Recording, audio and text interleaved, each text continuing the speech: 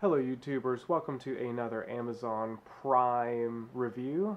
Today I'm going to be reviewing a movie that kind of intimidates me a little bit, I'm not going to lie. It's a movie that I absolutely love and I want to give proper review to.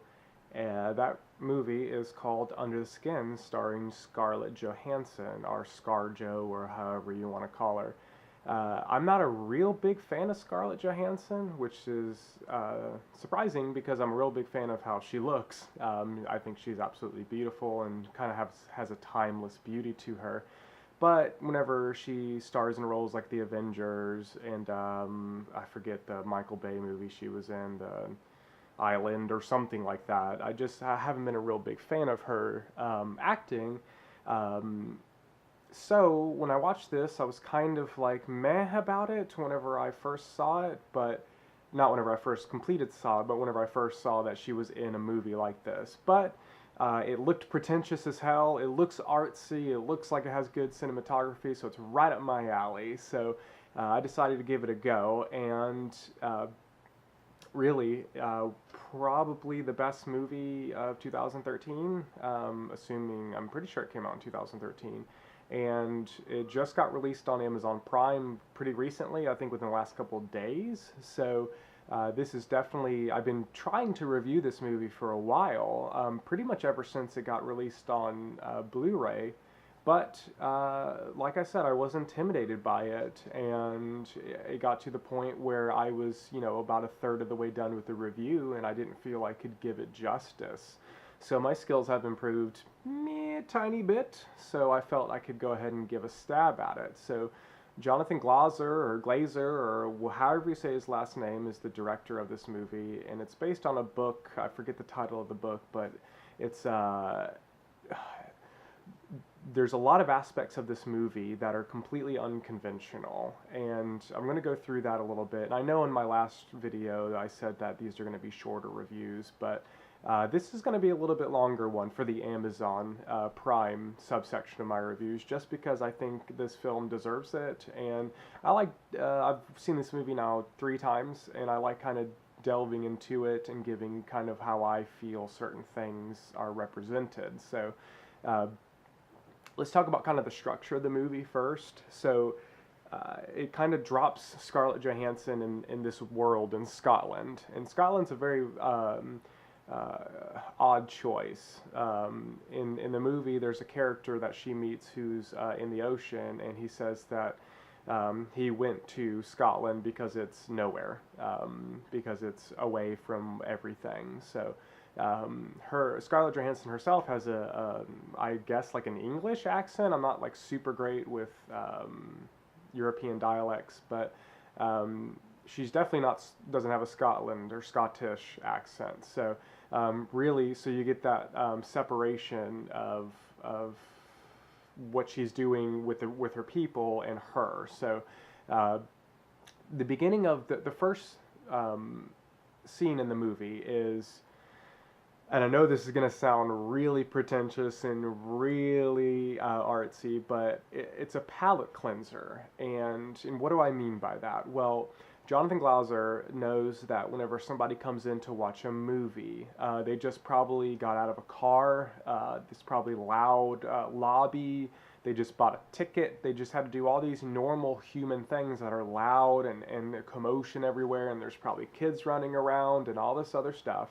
So the beginning of the movie opens with just a pinpoint of light, and then it goes into this bigger light, and then rings, and then obviously it's a kind of a ham-fisted or heavy-handed metaphor for birth, for the inception or conception of something.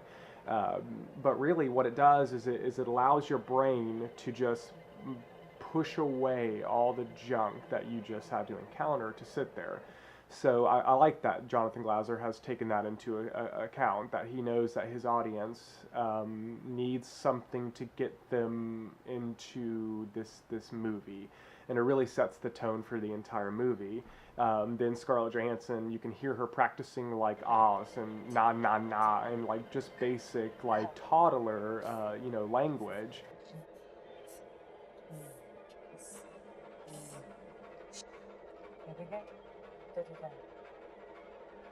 okay.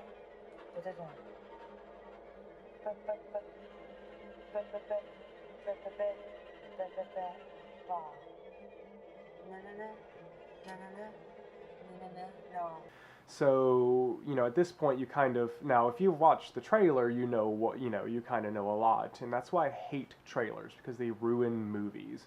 And so, if you haven't watched the trailer at this point, you're just kind of just taking everything in, and you have no idea what's going on. And then I'll show some of the clips, probably right, bing, here. I'll move my big head out of the way, but some of the ways that they lit some of these shots. So the beginning scene, this one here, the it's completely lit white, and I know like a fraction of an amount of how to light a video. I mean, I point lights at me and it looks halfway decent. However, I have no idea to begin how they lit this scene, and really it's only a couple minutes long, but I guarantee I mean, I don't even know how long it took to actually light it, but I guarantee you it took a long time to light it. It's just it's just a beautiful looking shot. It looks borderless and boundless. It looks like they're in a white void. It's kind of easy to do a black void. You just kind of shine one light down. I mean, yes, it is hard. You have, depths and all that stuff to worry about. But lighting something completely white with a dark subject in the foreground, it's just incredible. So, again, it just goes to show you how much went into every single shot. And really, the opening scene gives one small detail into Scarlett Johansson's character right at the beginning, where she's shown undressing the previous Scarlett Johansson. Well, I'm pretty sure the previous Scarlett Johansson. She takes her clothes, and it shows a tear coming from the dead old Scarlett Johansson's eye. And the new Scarlett Johansson is more concerned with the little tiny ant that was on her, and she's observing the ant on her finger and all this stuff. And it's a beautiful shot, but it just goes to show you that maybe this person is sociopathic, or a lack of empathy, or just a little off. And then in the opening scene, there's this, what I'm going to go ahead and call the overseer, and he's prevalent throughout the entire movie. I don't want to say God in this. I don't think he's a representation of God. I think he's just the commander, the overseer, or the general, or whoever it may be. He's in charge, and he's on a motorcycle. He has no name. He has no dialogue. He doesn't have one word in the entire movie. He's just the doer. He's just, if Scarlett Johansson needs it, he's there for her. And he's also there to there's a scene in the middle of the movie where he's inspecting Scarlett Johansson, and it doesn't tell you why, it doesn't tell you what the result is, it doesn't even tell you anything about this. You can just see that he's inspecting her. And at first you don't understand what's going on. However, you get the vibe that maybe, obviously this is like at least the second Scarlett Johansson. So maybe, this overseer is inspecting her because before he's seen signs in other Scarlett Johanssons where once they look a certain way, they, start failing, or whatever it may be. So he's kind of the overseer of this operation, I guess you could see, or I guess you could say, but really, Scarlett Johansson's goal, or her methods in this entire movie, is to lure men. So really, after the opening scene, she's shown, and this is another just really unconventional, really awesome aspects of the movie. They filled this entire van with hidden cameras. So they say, how you do that? It's a big movie, there's sound and all that. Well, there's a featurette, and I'll link it in the doobly-doo, to where it shows little modules of cameras connected by, look like Cat5 or Cat6 wire, and they hid all these little cameras everywhere, and her interactions in the mall and in the on the streets in her van, all those are completely organic. and completely unscripted. There was no script. There was no nothing. There was nothing to go off of. That was Scarlett Johansson thrown in the middle of Scotland, trying to, and of course they had a direction they wanted to go in, but all the conversations, all the dialogue between the characters, it's all improvised. And really, that's whenever I was taken back, because I didn't know that aspect until after I watched after I watched it the first time. I just thought this was, dialogue. I mean, this was, she was picking somebody up, and no, it was completely improvised, hidden cameras, which, of course, some of the men had to have either been filled in on the movie, or they were, these men, the three men that were taken to her lair, they are obviously know what's going on, because they wouldn't do that, organically. So she lures the first man.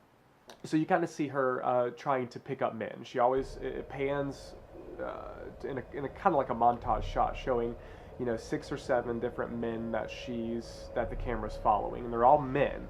They're all different age, different sizes, different looks, different ethnicities. It doesn't matter. They're just men.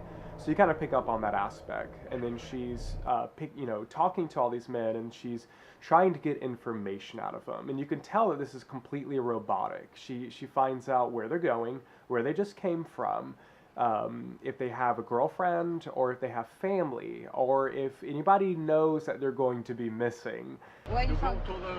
Where are you from? Yeah. Albania. Oh, are you? Okay. You have family here? Yes. Ah, you do. That's the reason that I'm saying you have to go another way, turn on the right side. This after the shopping center. So then, obviously Scarlett Johansson's going to pick a guy up. So at the end of the night, she picks a guy up, and they're flirting and they're talking. And you can tell Scarlett Johansson is charmed by this guy. And she seems genuinely, into this person. But come to find out, and this is where nightmare fuel comes from, come to find out that her... she has sex a little bit differently than a lot of other people. And this is the first detail that maybe Scarlett Johansson isn't quite who she is, or isn't quite what she makes out to be. Or maybe she's just a little bit different. And of course, if you've seen the trailer, you already know this. But she lures this guy down, and this is whenever the score comes in. And the score can make or break a film. And in this case, it completely made it.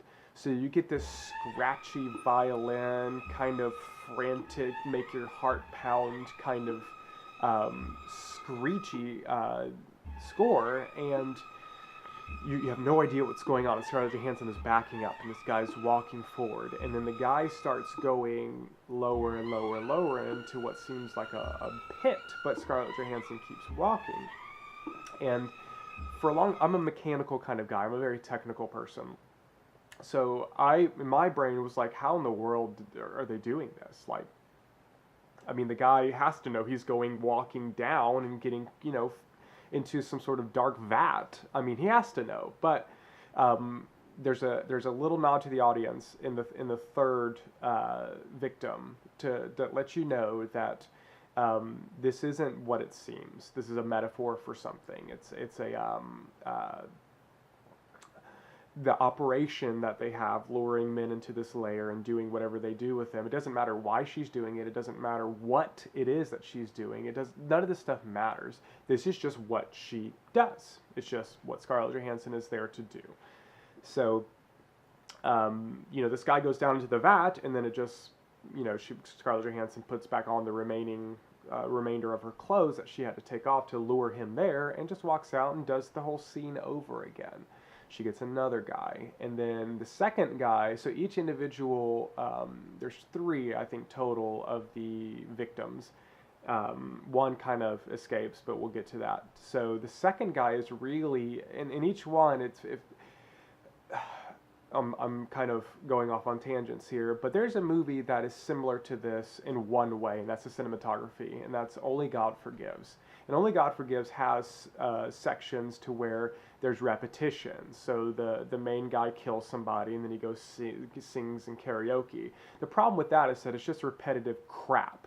But the thing that separates it Under the Skin is that every time she lures a man down into her lair, you get another layer of interaction. So one, you get more of the score. So another instrument is added to the second victim. I think it's the drum tapping. So you get this extra kind of pulsating sensation from the score.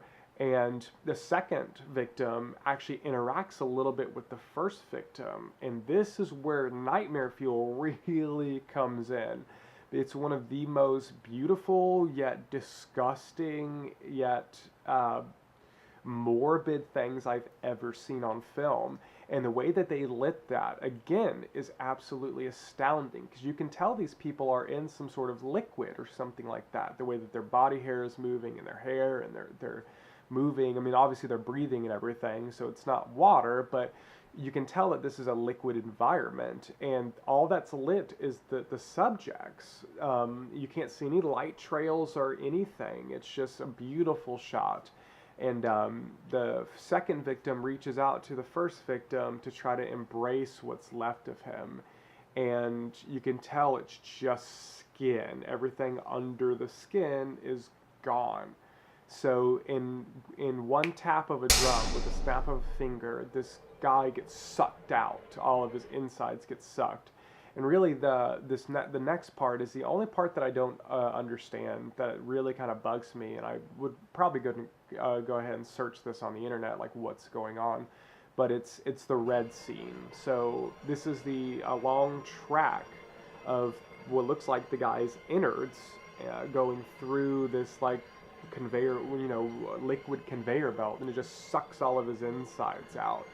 And I'm not sure what that means. Maybe it just supposed to be a metaphor for something, but I mean, I'm not super good on picking up on nuances and metaphor, but this one is just completely escaping me. So if you guys know what the deal is with that, I'd love to know. Also, if I'm off on anything that you guys are know about or anything like that, I'd love to know. I could be off on a lot of these things.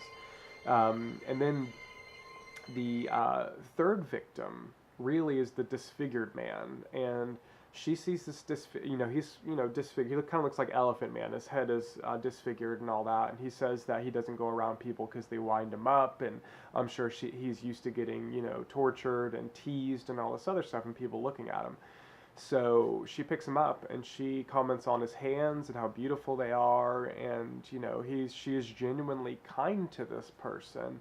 And he kind of takes that as like he likes it, and she's starting to see beauty, and she's starting to look at herself and other humans as kind of beautiful, and kind of she's seeing things that she hasn't saw before or seen before. Sorry. And I'm skipping over a large section of the beach scene because I don't want to ruin that for anybody. And it adds a little bit, it's a gruesome scene, but it doesn't add a whole lot to the character and what I'm saying. But I'll let you experience that for your own. Plus, this review is probably going on too long as it is.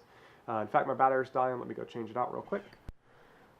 So, back. So you can see that Scarlett Johansson is kind of showing this guy kindness he's never seen before, because to her, and this will become apparent soon, to her, she doesn't see disfigure. She just, that's another human. Like, it's something like, why would I be intimidated, or why would I look at this guy weird? It's just another human. He looks a little different, but she doesn't see a disfigured person. So she takes him to the lair and does the same thing as the other other two guys, and she's coming down her flat where she lives, or wherever she took this guy. She sees herself in a mirror, and this is the pivotal moment of her arc, of her entire character arc, is she sees herself, and she sees her beauty, and she sees who she is. And she's kind of taken back by it. She sees herself as a human. She doesn't see herself as what she is. So she's kind of transforming from an it to a her. And Jonathan Glazer has said this in his interviews before. He wants to transform Scarlett Johansson, or whatever this character was, from an it to a her. So how do you do that? She finds her humanity, and she finds she almost finds love and compassion and empathy and all these things that separates humans from machines or whatever it is. I'm not saying she's a machine, but okay, she's an alien. Okay, I'll just get it out. She's an alien, and this is like an alien thing. In fact, if you go to IMDb, it says an alien comes to Earth, or whatever it is, to seduce men. So it's a tired and old concept, but Jonathan Glazer just does a really good job with it. So she ends up letting the third guy go, and this is whenever the Overseer comes back into really a strong focus into this movie. He sees her, he kind of knows something is wrong. So he finds this guy that she let escape. He does something, puts him in the trunk of his car, and goes away. You don't need to know what happened to this guy. All you need to know is that the Overseer is probably pissed off and is looking for Scarlett Johansson. Scarlett Johansson knows this, so she kind of ditches the white van that she's been using. She kind of goes and uses public transportation and walks a lot of places. She's trying to avoid the Overseer because she knows that she messed up. So she ends up in a tiny little scene, so I'll get into this real quick, tiny little scene. She goes to a cafe or something like that and tries a beautiful cake. So this cake looks wonderful. And I think what Jonathan Glazer was trying to get across was that most everybody's going to like that cake. And maybe she's seen other people enjoying, decadent desserts and stuff like that. So she decides to try some dessert. And it looks great to, I would say, 90% of all humans. But she takes it, and she literally almost throws up at it. And it just gives just another little insight into her character. She's trying to understand what it is to be human. She's trying to do things to experience them just like a human would. Try new things and to try to mimic other people as well. So she ends up befriending a guy at a bus stop, and he shows her a lot of compassion. He carries her across puddles, and he doesn't try to instantly score with her. And you can see that she's starting to trust him, which is a huge motif in this movie as well.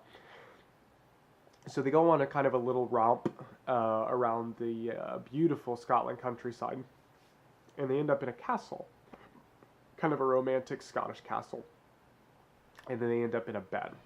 So they start making out, and they start getting hot and heavy, and then he goes to what I assume is to stick his penis inside her vagina, and she freaks out. And this is, I laughed the second time. I didn't know what was going on in the first, but I laughed the second time because she instantly springs up, grabs a light like this, and like points it at her vagina. It was it was one of those things where you're like, what? Like, you know what I mean? Like, you really didn't expect that to happen. So she didn't know that she had a hole down there because she's an alien. They probably didn't tell her about that because she's not looking to have sex in the conventional way. So it was just a kind of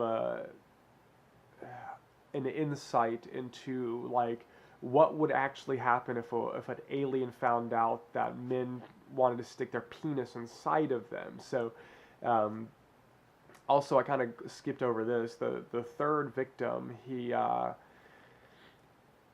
whenever Scarlett Johansson showing him all this kindness, touching her face and touching her neck and all that, and then Scarlett Johansson invites him back to her place, it shows a camera down on his hand like this, and he's pinching it, and then obviously that's a nod to, is this a dream? Like, it doesn't tell anything, but then like I wish they would have left it at that, because that was an awesome little thing that I picked up on, and other people probably did too. But then while she's seducing him, he asks, is this a dream? And she says yes.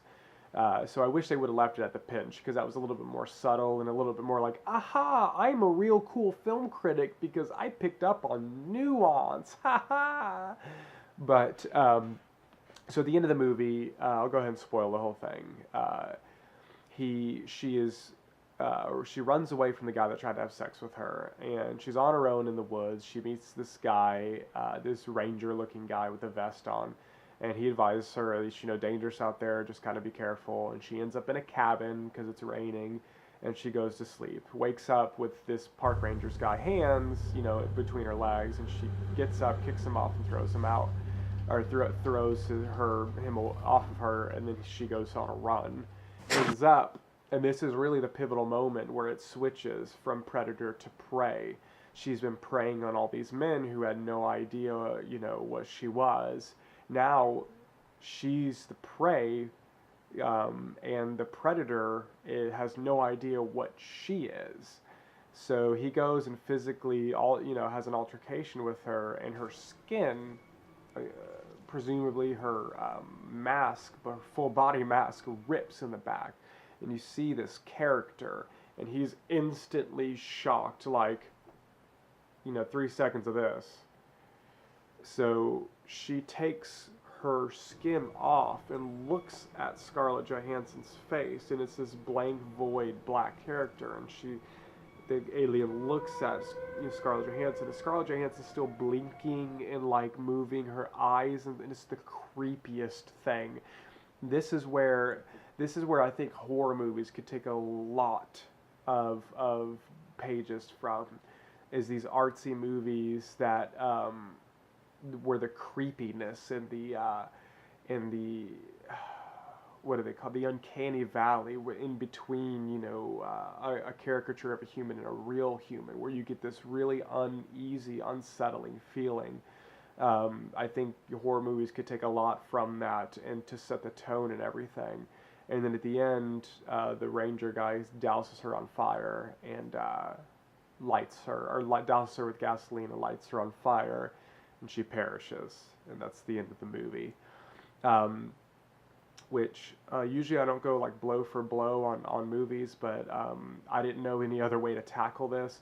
It's a beautifully shot movie. It's a wonderful looking movie. The score is just amazing. If I ever hear this song while I'm having sex, I will instantly run away. It's that ingrained into my mind and into my psyche. And really, this movie definitely warrants second and third viewings. I will be watching it with somebody else very soon. And it's one of those movies that you watch more and you get more. And really, I wish a lot of more movies were like that, like Schenectady, New York, and other movies. And that's my criticism that I lobby at Dark Knight. Is it's a wonderful movie, but I feel with every watch I get less interested. I get less out of it. So this is an opposite movie where you get more out of it, and you appreciate the cinematography, and you appreciate the way it looks, and the sound levels, and how do they light things, and it's just masters of their craft coming together to create a work of art. And I'm not going to say it's a masterpiece. I'm done with all this hyperbole, best ever internet crap. But it's just a very good movie that deserves a lot more attention than what it got, and really has cemented in my mind as Jonathan Glazer is one of the best directors of our time, and has elevated Scarlett Johansson to another level. And I wish she would take more roles like this and step out of the box and feed her hunger for higher levels of acting, which I know she makes a shitload of money off of Avengers. I don't blame her for doing that. And Avengers is a good movie, but really, I mean, after seeing this movie, I just thought of Scarlett Johansson completely different. And yeah, I'll go ahead and say it. She looks, and this is another thing that I really need to get out. She looks wonderful naked because they made her gain weight. They made her not to be rail thin. They wanted her to look more like a regular human. Yes, of course, Scarlett Johansson is a beautiful person who's probably way above average, but her body, she had soft stomach. She had folds under her bra. She had, thighs that weren't perfectly sculpted, and she looked human. She looked beautiful, and she had all of this feminine beauty to her that wasn't photoshopped, and it didn't have to have airbrushing, and it didn't have to have all this bullshit. She looked great. And I really wish that this would be more of a motif in modern Hollywood, especially with blockbusters like stupid Michael Bay movies, who has to have the hottest supermodel he can find. Scarlett Johansson looked great because she looked human, and I think that was the point of the entire movie. So go see it. All the links for all the featurettes and all the behind the scenes and the actual Amazon Prime link will be in the doobly-doo. Like this video if you liked it, share it, do whatever you want, and watch it. See you guys later. And he's the narrator throughout the film as well. And it opens on a bust shot of him kind of narrating.